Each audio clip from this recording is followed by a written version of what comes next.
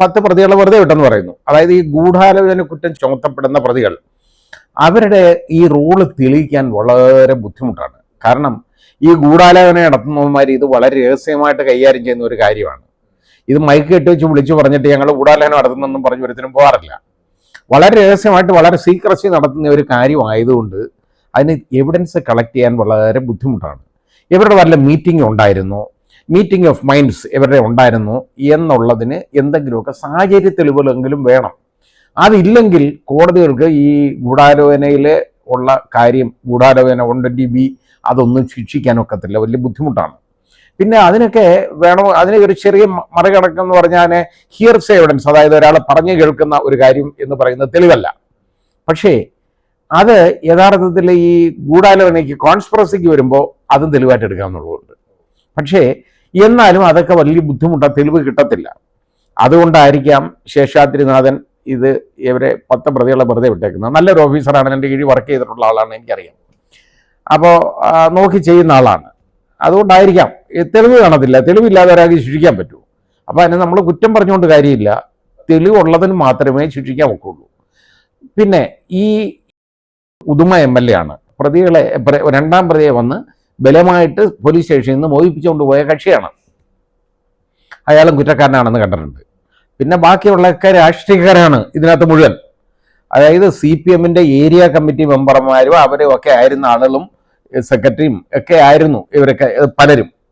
അപ്പോൾ CPM-ന് ഡയറക്റ്റ് ബന്ധമില്ല എന്ന് ഇനിയെങ്കിലും പറയാൻ പറ്റും എന്ന് നമുക്ക് സങ്കല്പിക്കാൻ പോലും ആവത്തില്ല. മുൻ CPM-ന്റെ MLA ഇതിനകത്ത് ഇപ്പോൾ ശിക്ഷിക്കപ്പെട്ട പ്രതിയാണ് കേട്ടോ, ജാമ്യത്തിലായിരുന്നു, ഇപ്പോൾ ശിക്ഷിക്കപ്പെട്ട പ്രതിയാണ്.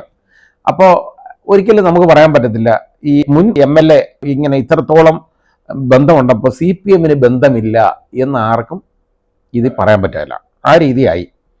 ഏതായാലും അത് ഒരു സ്വാഗതാർഹമായ കാര്യമാണ്. കാരണം CPM എന്നുള്ള ഒരു ലേബൽ ഉണ്ടെങ്കിൽ എന്ത് തോന്നിവാസം കാണിക്കാം എന്നുള്ളൊരു ധാരണ ഇവർക്കൊക്കെ ഉണ്ട്, ഈ ധാർഷ്ട്യം. ഇത് യഥാർത്ഥത്തിൽ നമ്മുടെ ചിന്തിക്കാൻ ഒക്കുന്നതിനുമൊക്കെ അപ്പുറത്തെ കാര്യങ്ങളാണ് നടക്കുന്നത്. ഇതാണ് ഇന്നത്തെ രാഷ്ട്രീയം എന്ന് പറയുന്നത് മുഴുവൻ. കാപട്യം. ഇങ്ങനെയുള്ളവന്മാർ ജനങ്ങൾ വോട്ട് കൊടുത്ത് ജയിപ്പിച്ചു വിടുകയും ചെയ്യും. അതാണ് ഈ 2 കുട്ടികളെ ഈ കൊലപ്പെടുത്തി കഴിഞ്ഞപ്പോൾ ആ നഷ്ടം ആർക്കാണ് യഥാർത്ഥത്തിൽ? ഈ സമൂഹത്തിനും ആ കുട്ടികളുടെ വീട്ടുകാർക്കും അല്ലേ, ആ മാതാപിതാക്കൾക്കല്ലേ, അവരുടെ സഹോദരങ്ങൾക്കല്ലേ നഷ്ടം എന്ന് പറയുന്നത്. നമുക്ക് നാടിൻ്റെ യഥാർത്ഥത്തിൽ സമ്പത്തായി മാറാവുന്ന വിധത്തിലുള്ള 2 കുട്ടികൾ, 2 പേര്, അവർ നാടിന് ഒരുപാട് അവരെ കൊണ്ട് ഉപയോഗമുള്ളതാണ്. ഓരോ മനുഷ്യനെ കൊണ്ടും നമുക്ക് ഉപയോഗമുള്ളതാണ് നാട്ടിൽ, ഈ സമൂഹത്തിന്. അതില്ലാതാക്കിയ ഈ പ്രതികൾക്ക് യഥാർത്ഥത്തിൽ അവരെ ശിക്ഷിക്കേണ്ടത് അത്യന്താപേക്ഷിതമായ കാര്യമാണ്. 1 മുതൽ 8 വരെ പ്രതികളാണ് ഇതിൽ നേരിട്ട് പങ്കെടുത്ത ആളുകൾ. ബാക്കിയുള്ള ആളുകളൊക്കെ ഗൂഢാലോചനയും ഇങ്ങനെയൊക്കെയുള്ള കാര്യങ്ങളൊക്കെ തന്നെയാണ്. ഇതിൽ 6 പേരും യഥാർത്ഥത്തിൽ മാർക്സിസ്റ്റ് പാർട്ടിയുടെ നേതാക്കളാണ്. അതായത് ഏരിയ കമ്മിറ്റി അംഗം, അതുപോലെ സെക്രട്ടേറിയറ്റ് അംഗം ഉൾപ്പെടെ ബ്ലോക്ക് പഞ്ചായത്ത് പ്രസിഡന്റ് തുടങ്ങിയ ആളുകളാണ്. ഏതായാലും ആ വിധിയെ നമുക്ക് സ്വാഗതം ചെയ്യാം. മാർക്സിസ്റ്റ് പാർട്ടിയെ സംബന്ധിച്ചിടത്തോളം ഇനിയെങ്കിലും നിങ്ങളൊന്ന് കണ്ണു തുറന്ന് കാണണം. ഇതുപോലുള്ള കൊലപാതകങ്ങൾ വെച്ചു ഉറപ്പിക്കില്ല ഈ നാട്ടിലെന്ന്. ഒരു കാലത്ത് നിങ്ങൾക്ക് ഈ കൊലപാതകം നടത്തിയിട്ട് നിങ്ങൾ സ്വന്തമായിട്ട് അന്വേഷിച്ച് അങ്ങ് എഴുതി തള്ളുന്ന ഒരു പരിപാടി ഉണ്ടായിരുന്നു. നവീൻ ബാബുവിൻ്റെ കണ്ടല്ലോ. ഇപ്പോൾ ഇതുവരെയും CBIയുടെ അന്വേഷണത്തിന് ഇത് ഗവൺമെന്റ് മുമ്പിട്ട് ഇറങ്ങുന്നില്ല. അതിന് പല്ല് നഖം ഉപയോഗിച്ച് ചേർത്തുകൊണ്ടിരിക്കുകയാണ്. പക്ഷേ കുടുംബത്തിനോടൊപ്പമാണ് എല്ലാവരും. ഈ ആരെങ്കിലും മരിച്ചു കഴിഞ്ഞാൽ ഇവരുടെ ആളുകൾ തന്നെ കൊലപ്പെടുത്തുകയോ ഇവർ മൂലം മരണപ്പെടുകയോ ചെയ്തു കഴിഞ്ഞാൽ ഉടനെ ഇവർ ആ കുടുംബത്തിനോടൊപ്പമാണെന്ന് അങ്ങ് ഡിക്ലെയർ ചെയ്യും. മനസ്സിലായില്ലേ? പ്രതികൾക്ക് വേണ്ട എല്ലാ സഹായം ചെയ്തു കൊടുക്കും. കേസ് നടത്താനും എല്ലാ ഇടപാടും. 5 പൈസ പ്രതികളുടെ ചിലവാക്കേണ്ട കാര്യം വരത്തില്ല. ഗവൺമെന്റ്, ഇവിടുത്തെ ഈ ഗവൺമെന്റ് ചിലവാക്കിയ പണം ഉണ്ടല്ലോ, യഥാർത്ഥത്തിൽ CPM എന്ന് പറയുന്ന രാഷ്ട്രീയ പാർട്ടിയുടെ ഇന്ന് തിരിച്ചുകൂടി അത് നടക്കുന്നില്ലല്ലോ. കാരണം ഗവൺമെന്റ് അല്ലേ ഈ അപ്പീൽ കൊടുത്തതുമൊക്കെ. ഗവൺമെന്റ് യഥാർത്ഥത്തിൽ ഈ ചെയ്ത അഴിമതിക്ക്, ഇത് നഗ്നമായ അഴിമതിയാണ് ഈ നടന്നേക്കുന്നത്. ഇതിനൊക്കെ CBI അന്വേഷിക്കുന്നതിന് ഇവർക്ക് എന്താ നഷ്ടം? കേസ് തന്നെ അന്വേഷിക്കാൻ പാടില്ല എന്ന് ഇവരൊരു കാഴ്ചപ്പാട് അങ്ങ് എടുക്കുകയാണ്. കേസ് അന്വേഷിക്കേണ്ട, അവർ കേരള പോലീസ് അന്വേഷിച്ചാൽ മതി, അല്ലെങ്കിൽ അവരുടെ ക്രൈംബ്രാഞ്ച് മതി, വേറെ ആരും അന്വേഷിക്കാൻ പാടില്ല എന്നൊരു കാഴ്ചപ്പാട് ഗവൺമെന്റ് എന്തിനെടുക്കുന്നു? ഇത് വെറും കോമൺ സെൻസ് അല്ലേ? സാമാന്യ ബുദ്ധിക്ക് നിരക്കാത്ത കാര്യമല്ലേ ഇവിടെ നടക്കുന്നത്?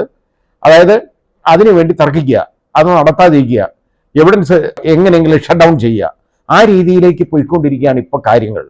നവീൻ ബാബുവിൻ്റെ കാര്യത്തിൽ കോടതി വിധി വരാനിരിക്കുന്നതേ ഉള്ളൂ. അതിനെന്ത് വരുന്നെന്ന് നമുക്ക് വരുമ്പോൾ കാണാം. പക്ഷെ ഇന്ന് ഈ സംഭവം എന്ന് പറയുന്നത് യഥാർത്ഥത്തിൽ ഒരു മാർക്സിസ്റ്റ് പാർട്ടിക്ക് കണ്ണു തുറക്കാനുള്ള ഒരു സംഭവമായിട്ട് മാറണം. അവർ പ്രതിക്കൂട്ടിലാണ് ഈ മാർക്സിസ്റ്റ് പാർട്ടി.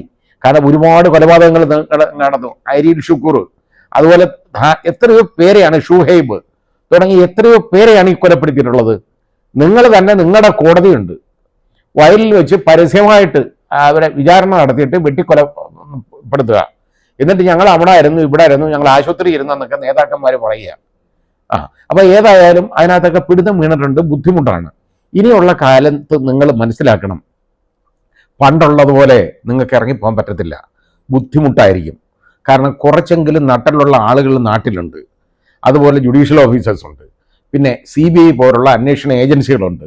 ഓരോ ചില കാര്യങ്ങളിലൊക്കെ നിങ്ങളോടൊപ്പം ഒക്കെ അവർ നിൽക്കുമെങ്കിലും ഇങ്ങനെയുള്ള കാര്യത്തിൽ, ഈ കൊലക്കേസിൻ്റെ കാര്യത്തിലൊന്നും അങ്ങനെ അധികം അങ്ങ് വിട്ട് അവർ പെരുമാറത്തില്ല. അതിനകത്ത് ആർജവമുള്ള ഉദ്യോഗസ്ഥർ കുറേ ഉണ്ടെന്നൊന്ന് തിരിച്ചറിയണം. ഇനി ആയാലും ഈ കേരളത്തെ പോലീസിനെ കൊണ്ട് ഇവിടുത്തെ വന്ന് ഒരു കൊലക്കേസും അന്വേഷിപ്പിക്കാൻ വയ്യാത്ത ഒരു രീതിയിലേക്ക് ഇപ്പം നീങ്ങിക്കൊണ്ടിരിക്കുകയാണ് സാഹചര്യങ്ങൾ. അതായത് രാഷ്ട്രീയ ബന്ധമുള്ള ഒരു കൊലക്കേസും ഈ കേരള പോലീസ് അന്വേഷിക്കാൻ പറ്റാത്ത ഒരു വിധത്തിലേക്ക് അത്രത്തോളം നാണം കെട്ടിരിക്കുന്നു കേരള പോലീസ്. അതാദ്യം തിരിച്ച് അറിയണം, മനസ്സിലാക്കണം. ഇതാ വേണ്ടത്. ഗവൺമെന്റ് ഏതായാലും ഇത് പ്രതിക്കൂട്ടിലാണ്. കാരണം ഇത്രത്തോളം പണം, ജനങ്ങളുടെ പണം, പൊതു ഖജനാവിൽ നിന്ന് എടുത്ത് ചെലവാക്കിയേക്കുന്ന പണം, അതിന് നിങ്ങൾ സമാധാനം പറയണം.